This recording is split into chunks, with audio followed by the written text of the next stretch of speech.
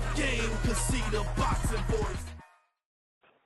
Tom, I got one last one for you. Bernard Hopkins was mentioned as a possible opponent for Gennady. How realistic is that fight somewhere down the road? I'm sorry, what was the name? Bernard Hopkins. Oh, How realistic is that fight? Again, if we can get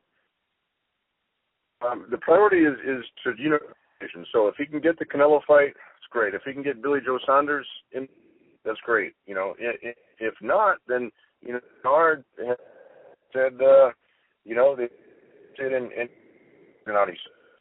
That's, to me, Bernard's a legend in the sport. His wins overturned that, and when he beat Oscar,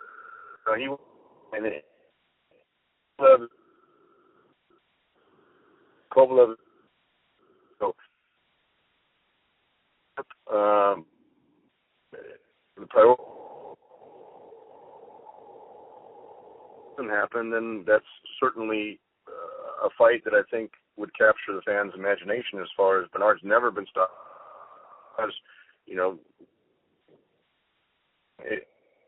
smartest fighters, the highest IQ fighters, and well-conditioned fighters, regardless of his age, that I've seen. But if those other fights materialize with Canelo or Billy Joe Saunders, then that would clearly take the priority over a fight with someone like Bernard. Tom, let me go back to this is Mario Munguia, by the way. Listen, I want to go back real quick to clarify something with the Triple G Canelo negotiations, and then I'm done with that topic. I just want to know where y'all see yourselves come negotiation time for Triple G versus Canelo, and the strength that Triple G brings to the negotiation table. It's rare. Because this is, in my opinion, a very odd set of circumstances. Usually the Mexican fighter, who's a proven cash cow, comes to the table with all the chips, but Canelo's selling out from coast to coast. It's a very rare thing. You don't have to get pushed around. In fact, y'all have a lot of chips.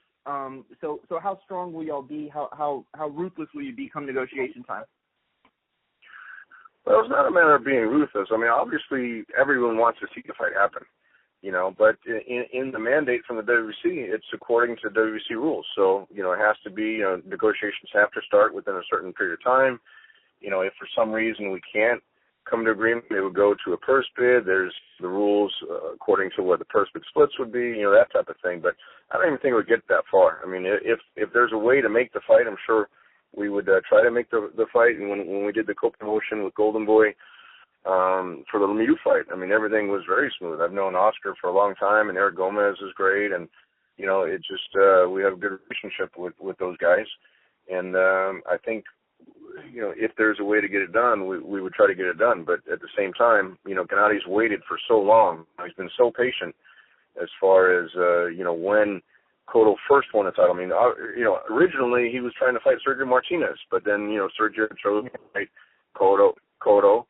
Agreed to the 159, and then Cotto was supposed to fight Canelo in the next fight, and he chose to fight Daniel Geale at 157. So everything got kind of pushed back. I remember that. The whole time, Gennady being the interim champion, and he's the one, as the mandatory. And then, we didn't want to hold up the big fight between Cotto and Canelo, so we had agreed to let that happen for the good of the sport. And now, Gennady has to either have his chance to fight the winner of Cotto, between Canelo and Khan, or, add the WBC to his collection, and then he's going to have, if that's the route we have to go, then he's going to have 3 titles, and then the only one he's missing is the WBO title with Billy Joe Saunders. And by that time, when I reached out to them, Warren, they said he wanted 1 or 2 title defenses in the UK, and then he'd be willing to fight. So the timing at that point might be to then unify all the belts.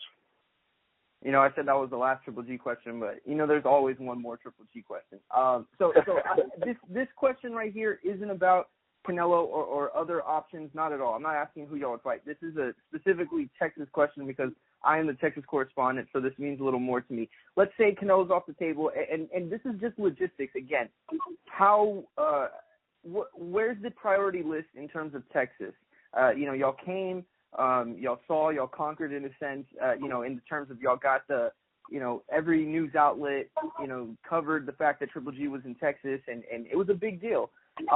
We've seen how successful he's been in LA. We've seen how successful he's been, from west to east. Where is Texas in the terms of the priority list? Is it going to happen within the next couple of fights? Texas is definitely on the, as a goal for Gennady to break into that market. I mean, we did go out there. It was a very successful trip. We first went to the Dallas Cowboys game, then we had the media day in Dallas, and then we had a media day in San Antonio. And the fans were lined up. We had the media roundtable, and the fans were lined up. It just kind of got out on social media that he was at that, the famous Mi Piace restaurant in San Antonio, and there was like 300 fans lined up out the door, down the street.